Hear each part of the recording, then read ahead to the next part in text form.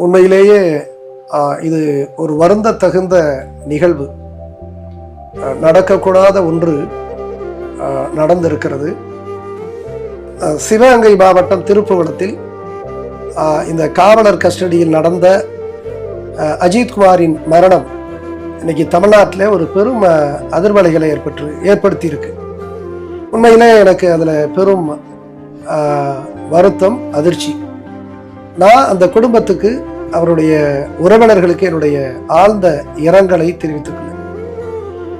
இப்போ இதனுடைய பின்புலம் பார்த்தா நமக்கு பெரிய அதிர்ச்சியை ஏற்படுத்துது. குறிப்பாக அஜித்குமார் 27 வயது இளைஞர். அங்கே திருப்புவனத்தில் பத்திரகாளியம்மன் கோயிலில் ஒரு தற்காலிக காவலாளியாக இருக்கார்.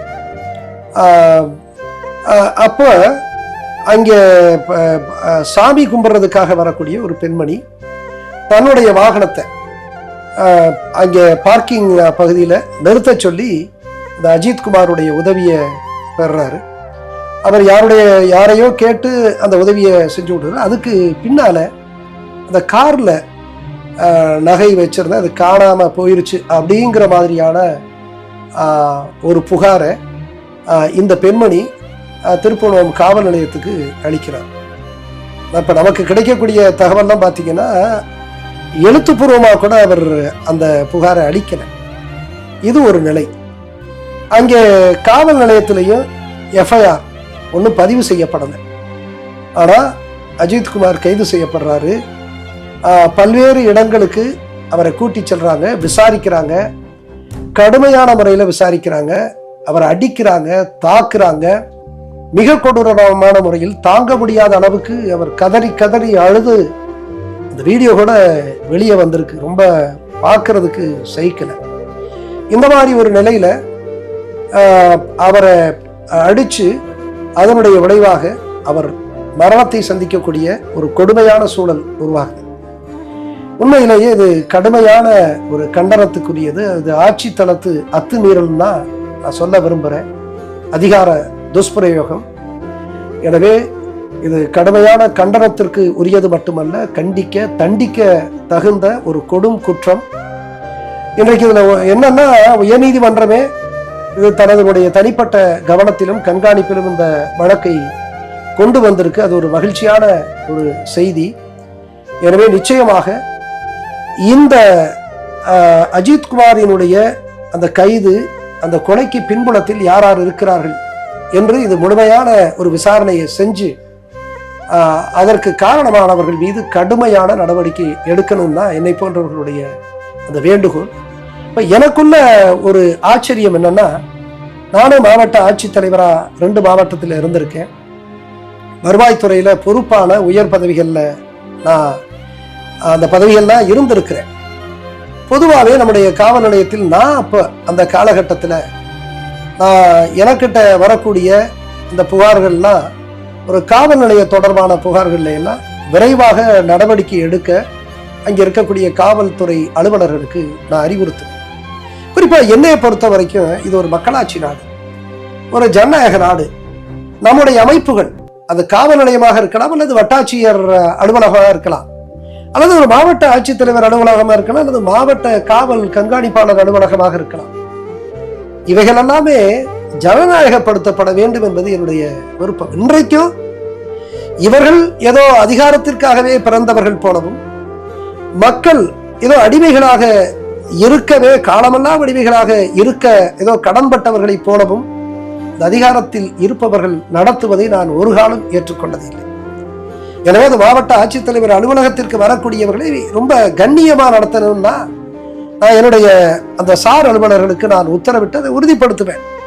அதே போல காவல் நிலையத்தில் புகார் அளிக்க செல்லக்கூடிய ஒரு சாதாரண குடிமகன் கௌரவமாக கண்ணியமாக நடத்தப்பட வேண்டும் என்று நான் விரும்புவேன். நான் அவ்வாறுதான் அறிவுறுத்தி இருக்கிறேன். அதை உறுதிப்படுத்த நான் எத்தனிப்பேன். இதுதான் நிலைமை. ஏனென்றால் மக்களாட்சி என்பது, ஜனநாயகம் என்பது இந்தியா உலகத்தினுடைய பெரிய ஜனநாயக நாடு என்று சொல்றோம். ஆனா என்ன நிலைமை? இந்த ஜனநாயகத்தில, இந்த மக்களாட்சியில அதிகாரம் யார்கிட்ட இருந்து வருது? அது ஐஏஎஸ்ஆ இருக்கலாம், அல்லது ஐபிஎஸ்ஆ இருக்கலாம், அல்லது அமைச்சர்களா இருக்கலாம். இந்த அதிகாரம் யாரிடத்திலிருந்து வருகிறது என்று இவர்கள் சிந்திக்க வேண்டும். இந்த அதிகாரம் இந்த கோடான கோடி ஏழை எளிய மக்களிடத்திலிருந்துதான் எவை போன்றவர்களுக்கு கிடைக்கிறது. எனவே இந்த அதிகாரத்தை நான் யாருக்காக பயன்படுத்தணும்? இந்த ஏழை எளிய மக்களுக்காக, இந்த மக்களினுடைய நலனுக்காக, இந்த மக்களினுடைய மேம்பாட்டிற்காக, இந்த மக்களினுடைய உரிமையை பாதுகாக்கிறதுக்கு தான் நாம் பயன்படுத்தணும். மாறா அதிகார அத்துமீறலில் ஈடுபடுவதற்கு, அதிகார துஷ்பிரயோகத்தில் ஈடுபடுவதற்கு எனக்கு அந்த அதிகாரத்தை பயன்படுத்த அருகதையும் இல்லை, உரிமையும் இல்லை. யார் அந்த அதிகாரத்தை கொடுத்தது இவர்களை தாக்குவதற்கு? உண்மையிலேயே ரொம்ப வருத்தத்தை ஏற்படுத்தக்கூடிய, அதிர்ச்சியை ஏற்படுத்தக்கூடிய ஒரு துன்பியல் நிகழ்வாக இதை கருதுகிறேன். ஒரு அப்பாவி இளைஞன், ஒரு சாதாரண ஒரு கிராமத்து ஏழை விதவை தாயால் வளர்க்கப்பட்ட பிள்ளை, ஒரு 27 வயது இளைஞன். எத்தனை கனவுகளை அவன் சுமந்து வளர்ந்திருப்பான். இன்றைக்கு அந்த பெண்மணி, ஒரு விதவை தாய், பூவித்து மாவாட்டி விற்பனை செய்து 100 நாள் வேலைக்கு போய் என் பிள்ளைகளை நான் வளர்த்தேன் என்று சொல்லுகிறார். உண்மையிலேயே அது ஒரு கண்ணீரை வரவழைக்கக்கூடிய கதையாக இருக்கிறது.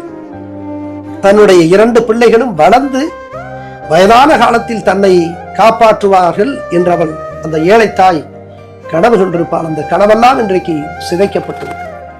எனவே இப்பொழுது நானும் இந்த ஆட்சி தளத்திலே நானும் மிக ஆழமாக பயணித்திருக்கிறேன். ஒரு அலுவலகம் எப்படி செயல்படும் என்று எனக்கு தெரியும்.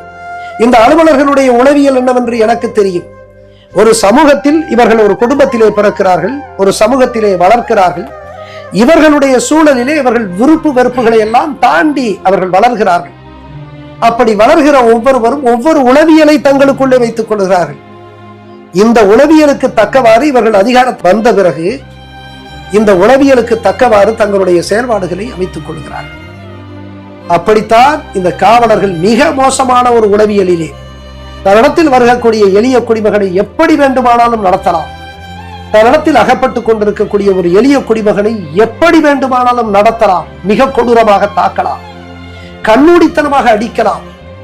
அது சாவில் முடிந்தால் கூட பரவாயில்லை, நம்மை காப்பாற்றுவதற்கு மேலலுவலர்கள் இருக்கிறார்கள், அரசியல்வாதிகள் இருக்கிறார்கள் என்கின்ற அந்த தற்குறித்தனம், இப்படிப்பட்ட சிந்தனை இவர்களுக்கு இந்த உளவியலில் இருந்துதான் வருகிறது என்று நான் கருதுகிறேன்.